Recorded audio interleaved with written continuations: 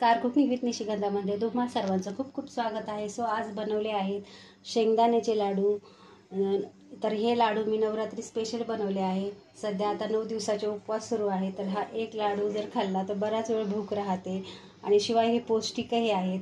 तर हे लाडू कसे बनवायचे यासाठी आपल्याला काय काय साहित्य लागणार आहे, तर चला व्हिडिओला सुरुवात करूया. शेंगदाण्याच्या लाडूसाठी आपण घेतले आहे 1 बाउल शेंगदाणे. तर हे चांगले असे वाळलेले घ्यायचे आहेत.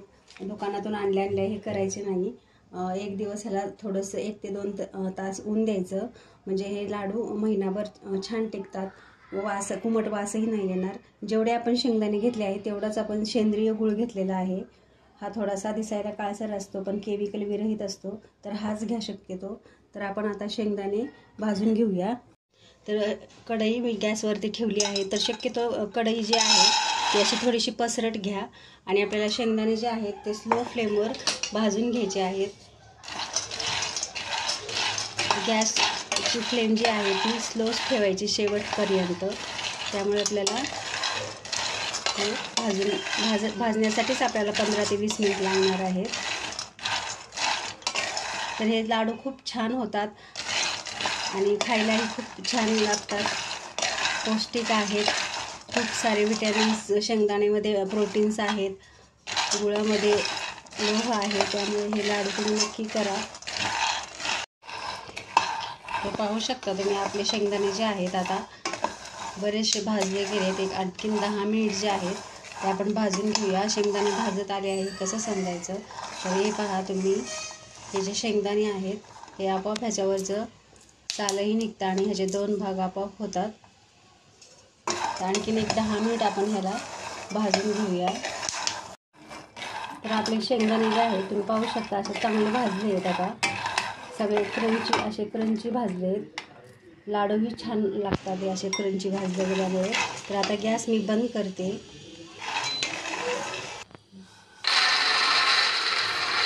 तर आपण हे शेंगदाणे जे आहेत एक मोठ्या परातीमध्ये ओतून घेतलेले आहेत, म्हणजे हे लवकर थंड होतील. थंड झाल्यावर ह्याला मी फिरून घेणार आहे. जी वरची साल पण काढून घ्यावी. तर आपण ह्याला थंड आहे. तर मी शेंगदाण्याचे वरची सगळे साल काढून टाकलेली आहे आणि त्याला व्यवस्थित पाकडून घेतलेलं आहे. तर तुम्ही पाहू शकता हे आपले शेंगदाणे किती छान असे भाजले गेलेले आहेत, एकदम क्रंची भाजले. तर आपण आता ह्याला मिक्सरमधून बारीक करून घेऊया. या प्रकारे हे शेंगदाणे जे आहेत आपण सर्व बारीक करून घेतलेत. अशाच प्रकारे गूळ पण आपण मिक्सरमधून फिरवून घेऊया. तर गूळ पण आपण हा मिक्सरमधून बारीक केलेला आहे. ह्याच्यामध्ये आता मिक्स करते.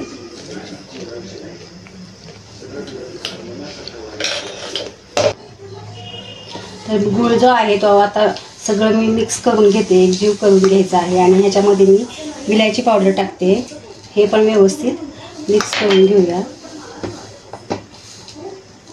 आणि लाडू वळून घेऊया. सर्व मिक्स केल्यावर पटकन होतात हे लाडू. ना पाकाचे झंझट, जे त्यांनी कधीही केले नाही त्यांनाही अगदी न बिघडता येऊन जातील. तर हे सगळा गूळ जो आहे इथे सगळं व्यवस्थित मिक्स करून घ्यायचं आहे. तर आता आपण लाडू वळून घेऊया. तर लाडूची साईज तुम्ही तुमच्या आवडीनुसार छोटी मोठी मी मीडियम ठेवली आहे. हे पहा, जसे रेग्युलर असतात लाडूची साईज अशी. हे पहा,